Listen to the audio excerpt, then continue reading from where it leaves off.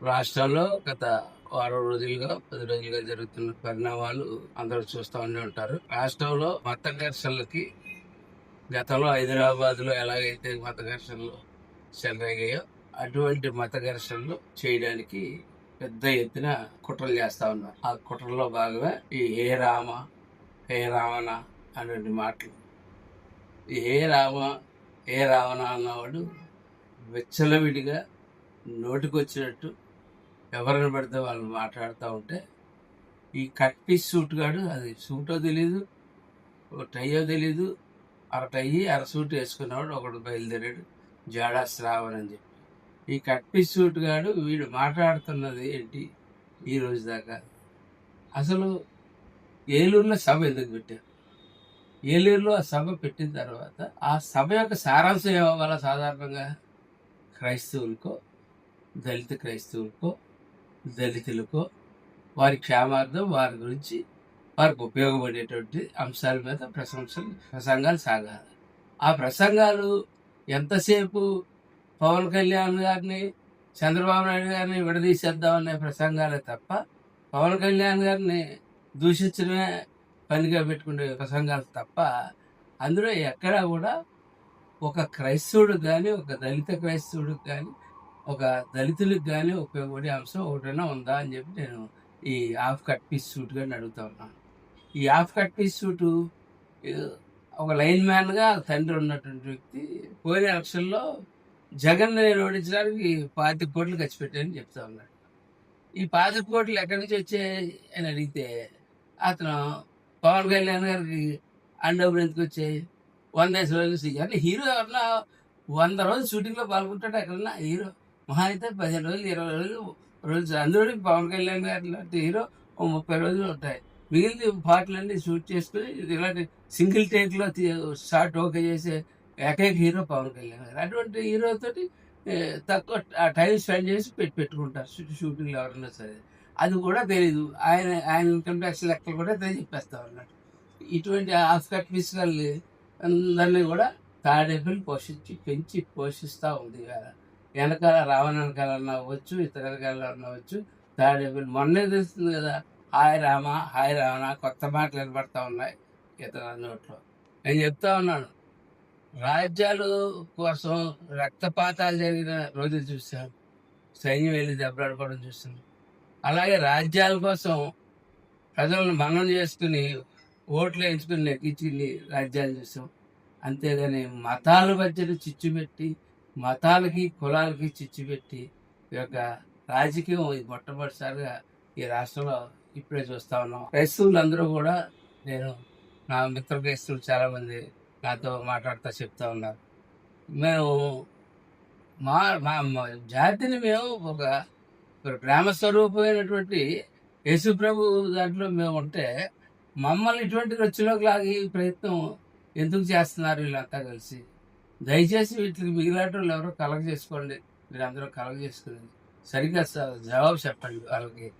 మా మతానికి, మా కులానికి, మా దైవానికి ఈ గొడవలకి ఎటువంటి సంబంధం లేదని చెప్పి అనేక మంది మా క్రైస్తవ సోదరులు చెప్తా ఉన్నారు. కోర్టుల్లో ఏమీ చేయలేదు ఈ శ్రావణ్ అన్న.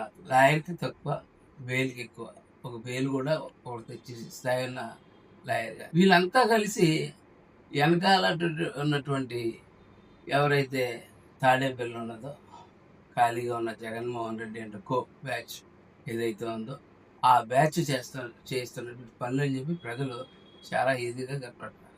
ఎందుకంటే ఒక మనిషి ఈ బాధల్లో ఉంటే సహాయం చేసి హృదయంతో అనేక మంది ఉంటారు. అందులో మొట్టమొదటిగా ఉండేది పవన్ కళ్యాణ్ గారు. సురాలి ప్రీతి ఆ అమ్మాయి విషయంలో ఆయన ఆవిడ కోసం, ఆ అమ్మాయి కోసం చేశారని చెప్పి మీరు అంతా అనుకుంటున్నారు. నేను ఈ వ్యవస్థలో అనేక మంది అమ్మాయిలు ఇట్లాంటిది అండగా నిలబడాలని, ఫర్ ఎగ్జాంపుల్ ఆ అమ్మాయిని తీసుకుని అటువంటి కేసులు భుజాన్ని వేసుకుని న్యాయం జరగాలని ఆయన ఫైట్ చేశాడు. వాళ్ళకి గవర్నమెంట్ పరంగా వచ్చి కార్యక్రమాలు అన్నీ చేశారు.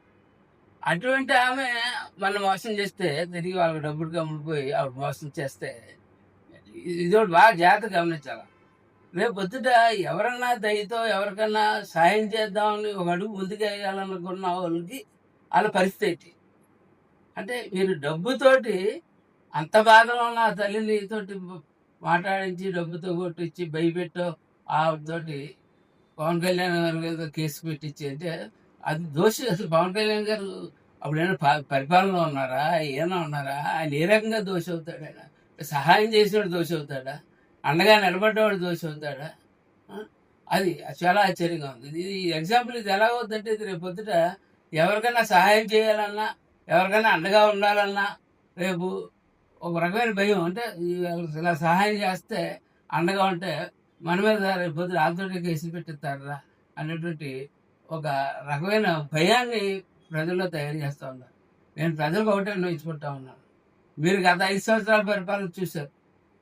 వ్యవస్థలను విచ్ఛిన్నం చేశారు. ఎక్కడన్నా సరే డబ్బులు వచ్చిపోయి దొంగలు చూశాను, ఇంకో రకంగా దౌర్జన్యం చేసి దొంగలు చూశాను అని వ్యవస్థలను సర్వనాశనం చేసి వెళ్ళిపోతే, వ్యవస్థలను నిర్వీర్యమైపోయిన వ్యవస్థలను బాగు చేయడానికే 5 సంవత్సరాల సమయం సరిపోతాయి పరిస్థితిలో మీరు పెట్టింది. అంటే మీకు ముందు తెలీదా అని మీరు అడగచ్చు. నిజంగా ఇంత దారుణం ఏదో అవినీతికి పాల్పడ్డారు, అడ్డగోలుగా దోచుకున్నారు అన్నదే అనుకున్నాం. కానీ మేము పరిపాలనలోకి వచ్చాక చూస్తే ఏ వ్యవస్థ కూడా దాని పరమైన రికార్డుల్లో దాని పక్కన ఎంబుక్కులు చూస్తే అక్కడ రికార్డ్ చేద్దాం అంటే ఎంబుక్కులు చూస్తే ఎంబుక్కుల్లో పేజీలు తీపిసిన ఎంబుక్కులు ఇంజనీరింగ్ సైడ్లోకి వెళ్తులోకి, అలా హౌసింగ్ సైడ్లోకి వెళ్తులోకి ఒక సైడ్ నింపేసి రకరకాలుగా ఎత్తర చేసేసి టోటల్ వ్యవస్థలను భ్రష్టు పట్టించి సర్వనాశనం చేశారు. ఈ వ్యవస్థల రిపేర్కే చాలా కాలం పడతా ఉంది దానికి. అయినా సరే అనుభవం గల చంద్రబాబు నాయుడు గారు, ఎంతో మంచి హృదయం గల పవన్ కళ్యాణ్ గారు ఇద్దరు కలిసి కేంద్రం నుంచి కూడా పెద్ద ఎత్తున నిధులు తెచ్చి వాళ్ళ రాష్ట్రంలో కనెక్టివిటీ కల్పించారు. ప్రతి చోట రోడ్లో ఒక చోట నుంచి చోట వెళ్ళాలంటే కనెక్టివిటీ కల్పించారు. తెల్లారిలోకి ప్రశ్నిస్తూ ఉన్నారు. తెల్లారిలోకి చెప్పుకుంటా పోతే ఈ సంక్షేమ కార్యక్రమం అనేక చేస్తా ఉన్నారు. కానీ ప్రధానమైన లక్ష్యం ఏంటంటే క్రైస్తవ సోదరులందరికీ కూడా మనం అనేక సంవత్సరాలు మనం కలిసి పక్క పక్కన వెళ్ళాం. రాను కొంతమంది నా కుటుంబంలోనే కొంతమంది క్రైస్తవ మతం తీసుకున్నారు. క్రైస్తవ మతం వాళ్ళకి నచ్చిన మతం వాళ్ళు తీసుకుంటారు. అసలు సనాతన ధర్మం అంటే అసలు యూస్లెస్లో ఈ ఆఫీస్ కట్టుకాడికి సనాతన ధర్మం అంటే ఏంటో తెలుసా? అసలు ఈ మతాలు పుట్టకముందే పుట్టినటువంటిది సనాతన ధర్మం. ఆ సనాతన ధర్మం తర్వాతే మతాలు పుట్టాయి. అది ఎవరైనా సరే ముందు తెలుసుకుని, సనాతన ధర్మం అంటే మీరు ఏదేదో అర్థాలు తీసేసి, ఏదేదో మాట్లాడేసి, ఏదేదో లెక్కలు వేసేసి, ఏదేదో ముద్ర వేసేవద్దని చెప్తా ఉన్నారు. సనాతన ధర్మం ముందు పుట్టిందా, మతాలు ముందు పుట్టాయా అన్నది ముందు మీరు క్లారిటీ తెచ్చుకోవాల్సిందిగా నేను మీ అందరికీ కోరుకుంటూ, అలాగే ఈ శ్రావణ్, అలాగే ఈ రావణ్, ఇలాంటి ఆఫ్ఘట్ని శ్రావణ్ ఇటువంటి వ్యక్తులు, వాళ్ళు ప్రోత్సహిస్తున్న ప్రకాశ్ రాజ్ లాంటి కొడుకులు కూడా చాలా తీవ్రంగా వారిని కూడా